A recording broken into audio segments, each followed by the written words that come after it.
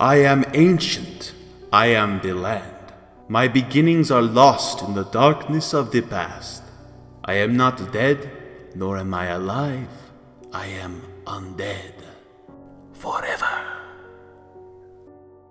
There is no question that Strahd von Zarovich is one of the most popular villains in all of Dungeons & Dragons history.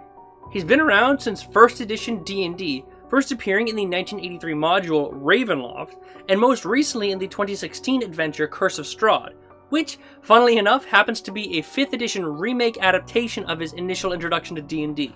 Since he is such a long-lasting character, his story does have a couple of minor inconsistencies, but overall it's amazing how well his story has held up through the editions.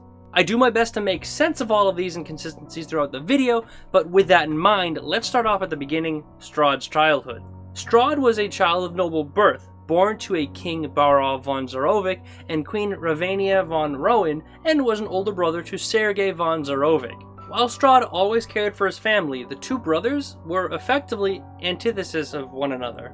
Sergei, the softer and generally kinder younger brother, and the older brother Strahd, whom always seemed to lean towards darker tendencies. These tendencies were assumed to be the influence of his mother's midwife, Babala Saga, whom aided in caring for baby Strahd early on in his childhood. Babala Saga sensed that Strahd had the potential to become a great and powerful evil lord, and as such, she took steps to ensure this would come true.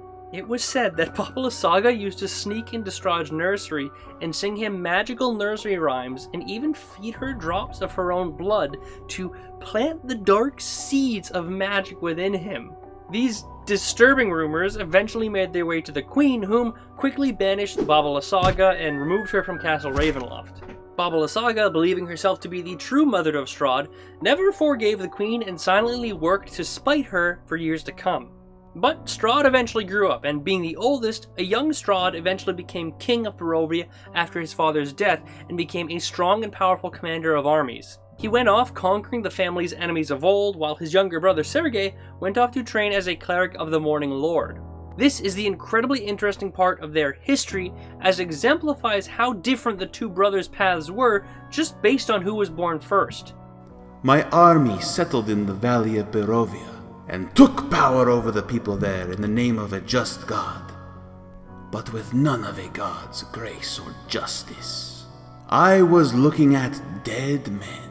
Before another hour passed, I'd send them wailing on their way to rotting hell. All of them. Strahd, the older brother, took over as king and continued his father's conquest and rule of Barovia, while his younger brother Sergei didn't have that much pressure or responsibilities placed upon him and went on to become a force for good, becoming a cleric of the Morning Lord.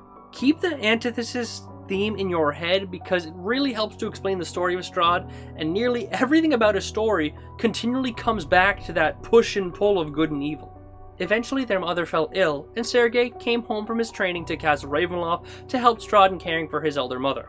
Their mother died soon thereafter, succumbing to the sickness, and Sergei continued living with his brother in Castle Ravenloft. This sickness is believed to be a curse placed on her by Mother Night at the behest of Babala Saga, which is another example of the antithesis of good and evil.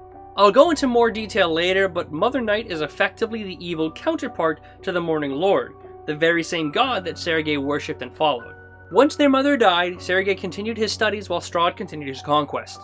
After a while, Strahd had the ultimate midlife crisis. Strahd felt as though he wasted a lot of his youth following his father's footsteps. You see, Strahd's years of waging war had not been kind to him. By now he was a middle-aged man, and while he wasn't necessarily weak, he envied his younger brother for his youthful life that Strahd never got to live. Understandably so, Strahd was quite jealous of his younger brother, whom got to live a much more free lifestyle, and while he did love and care for him, this darkness within eventually grew more and overtook those emotions for something far more sinister. Eventually, Sergei met a woman named Tatiana, and they were to be married. The only problem was that Strahd also fell in love with the same woman, but seeming as how his brother was engaged, he never brought up how he felt. So naturally, Strahd did the only thing he could, and bottled up all those feelings deep inside and kept them to himself. As the years went by, those emotions of care for his brother turned into jealousy, and that jealousy into resentment, and that resentment into hate. Strahd sought to alleviate these problems and went to work looking for the solutions for his love life problems as well as his aging problems. He stumbled upon knowledge of a hidden temple known as the Amber Temple and went to investigate. There he found forbidden knowledge and encountered these entities known as the Dark Powers that are mystical unknown forces rumored to be deity-like entities of the Shadowfell. Strahd bargained with these mythical powers for a return to his youth and Tatiana's heart.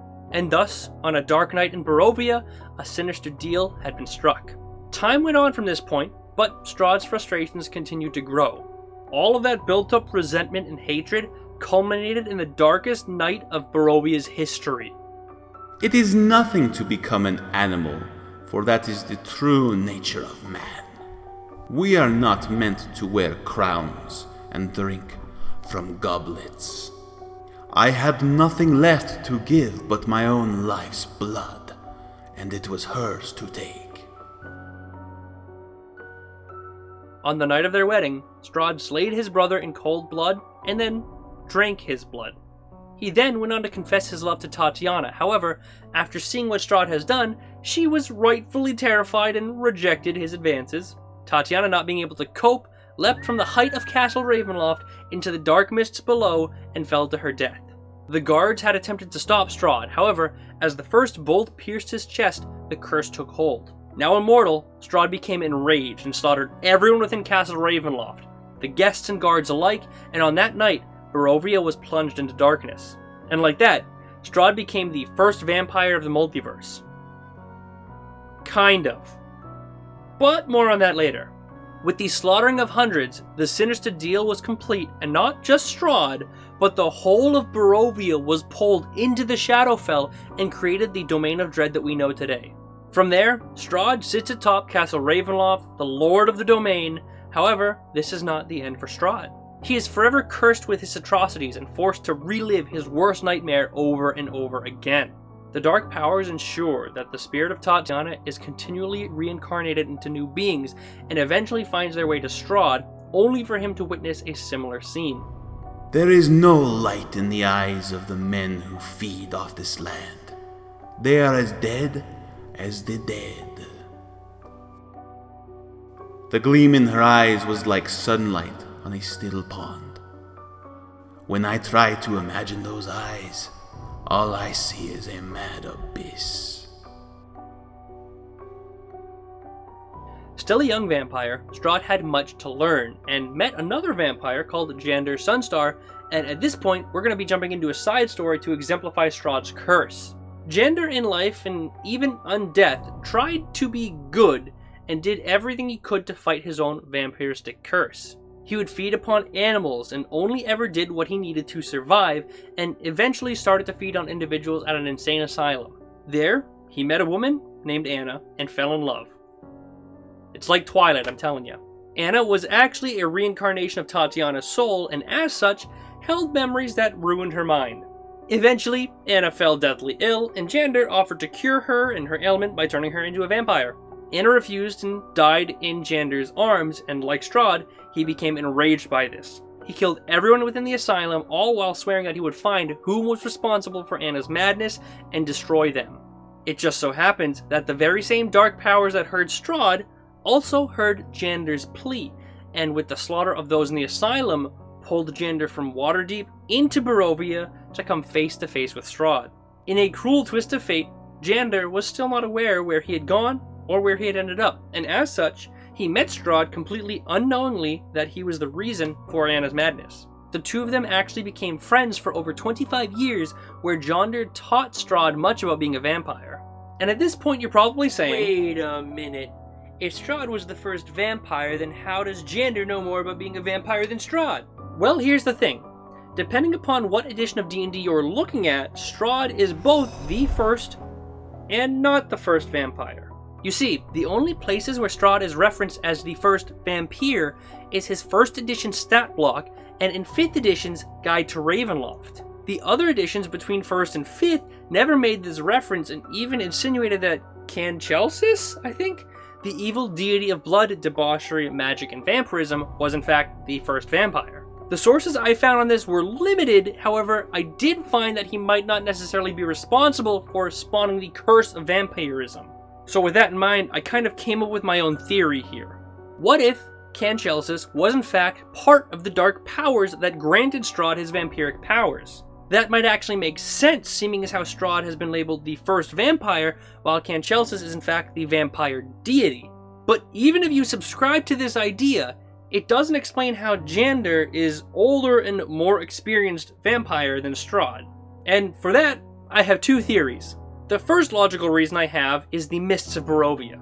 The Mists of Barovia has a bunch of magical properties, poisoning those who attempt to escape, and even pulling entities from other planes of existence into the domains of dread. There are plenty of occurrences of the mist interacting with and really screwing with time, which could explain how someone outside of the material plane might have experienced time a little bit different than one within Barovia. The second logical reason is wibbly wobbly timey wimey mumbo jumbo. Look, it's hard to make sense of stuff that doesn't make sense, okay? But consider this. The Feywild historically screws with time, so it is very possible that the Shadowfell, which happens to effectively be the darker counterpart to the Feywild, could do the same thing. So, take what you want there, it's totally a theory, but who knows. If you know more, let me know in the comments below. But anyways, let's get back to Strahd's story. Over the 25 years spent with Strahd, Jander taught him all about vampirism, and the two held sort of this weird friendship. Strahd, however, hid at least some of his evil tendencies, knowing that Jander erred on the side of good rather than evil. Eventually, the knowledge that Strahd caused Tatiana's madness, which in turn caused Anna's madness, was revealed to Jander, and he plotted against Strahd. He and others in Barovia attacked Strahd, however, they both survived, and Jander was teleported to the adjacent domain of dread called Forlorn. And that pretty much ends Strahd's story.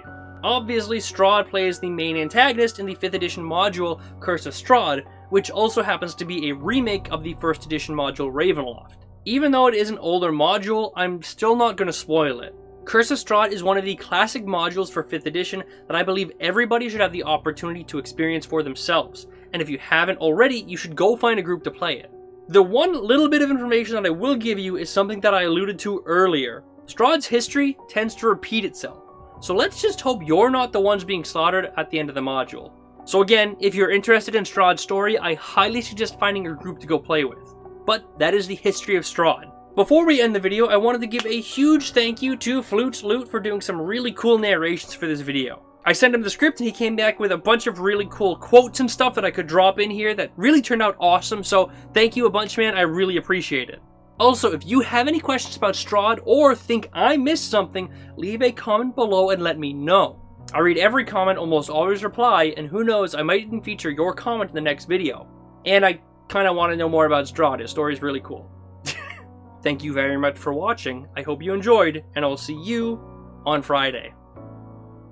Welcome to Barovia. Enjoy your stay. It will be lengthy.